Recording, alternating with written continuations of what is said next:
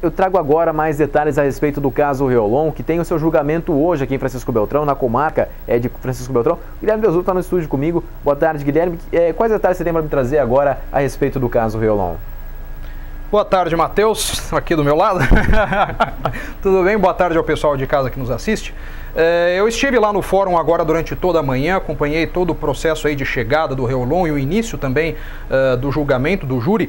Tinha muita gente lá no fórum, inclusive, eu e o TH estávamos lá, chegamos agora há pouco aqui na TV, mas estava bem movimentado, os familiares, os jurados, já desde o início da manhã, desde as primeiras horas da manhã lá no fórum, acompanhando aí na expectativa desse que é um julgamento que atrai a atenção de todo o Estado, inclusive, né? Pela gravidade do caso, pela forma como aconteceu, atrai aí a atenção do Estado inteiro. Nós tivemos aí a escolha dos jurados também, nós tivemos 4 jurados que não compareceram, sempre é de praxe já selecionar um número maior de jurados, mas sempre tem aqueles que não comparecem, aí é punido com multa, etc. Tem todo um procedimento legal para isso. O julgamento começou com cerca de meia hora de atraso, começou por volta de 9h30, o sorteio dos jurados, e depois aí tivemos andamento, tivemos prosseguimento. Mas agora nós temos aí uma reportagem, nós vamos ver como que aconteceu esse início e como deve ser aí o julgamento, já que deve durar até a noite de hoje. Vamos ver. Gilmar Reolon chegou ao Fórum de Francisco Beltrão por volta das 9 da manhã, sob forte esquema de segurança. Jurados, familiares e espectadores já estavam no local desde as 8 horas. O irmão de Gilmar, Idemar Reolon, que encontrou o réu em uma mata na linha Triton, interior de Francisco Beltrão, em janeiro do ano passado, também acompanha o julgamento. O tribunal do júri está composto da seguinte forma: ao centro, a juíza que preside a sessão, Juliane Veloso Stanquevex. À sua esquerda está a acusação, formada pelo promotor de justiça Roberto Tonon Júnior e uma assistente do Ministério Público. E à direita, o escrevente e o estenotipista, o profissional que transcreve tudo o que é dito por juiz, defesa e acusação durante o julgamento. Já a esquerda do tribunal é reservada para a defesa. E à direita ficam os 7 jurados. O réu Gilmar Reolon não acompanha a audiência no tribunal. Ele fica em uma sala separada, um pedido do irmão Idemar, concedido pela juíza. O júri começou com meia hora de atraso e, segundo o advogado de defesa, Gilmar Reolon deve confessar todos os crimes.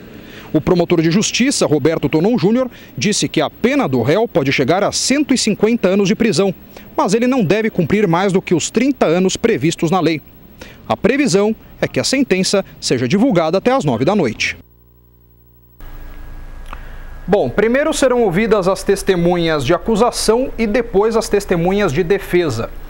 Após as testemunhas, é a vez do réu ser interrogado, inclusive pelos jurados. Os jurados podem fazer perguntas ao réu, desde que por intermédio da juíza. Eles se dirigem à juíza e a juíza faz essa pergunta ao réu. Ao final do júri, os jurados e a juíza se reúnem em uma sala para a sentença. É importante esclarecer também que este caso está dividido em 3 processos: a morte do pai, da família e da adolescente, da Indiamara.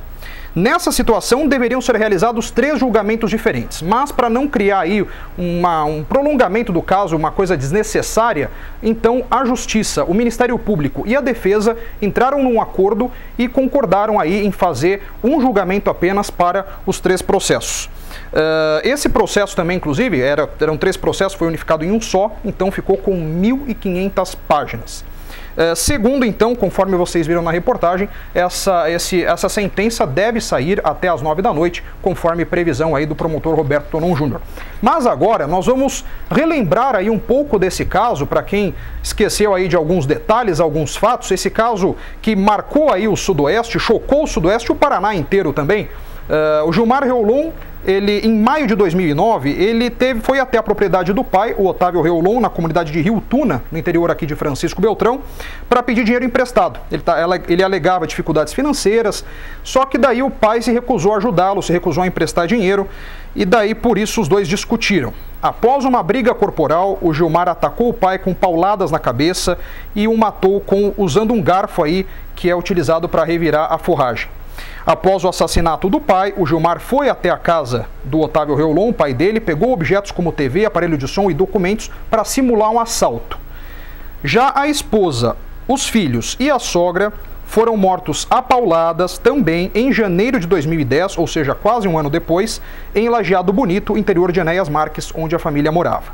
Em seguida, o Gilmar Reolon incendiou a casa para dificultar as investigações e também não ser descoberto. A partir de então, ele se escondeu em áreas de mata das localidades do Divisor e Rio Tuna.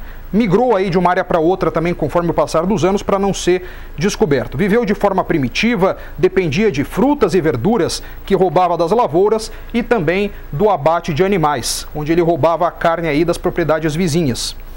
Em fevereiro de 2010, ele matou a adolescente Indiamara Pereira dos Santos, de 13 anos, ao ser visto por ela enquanto roubava comida em uma casa.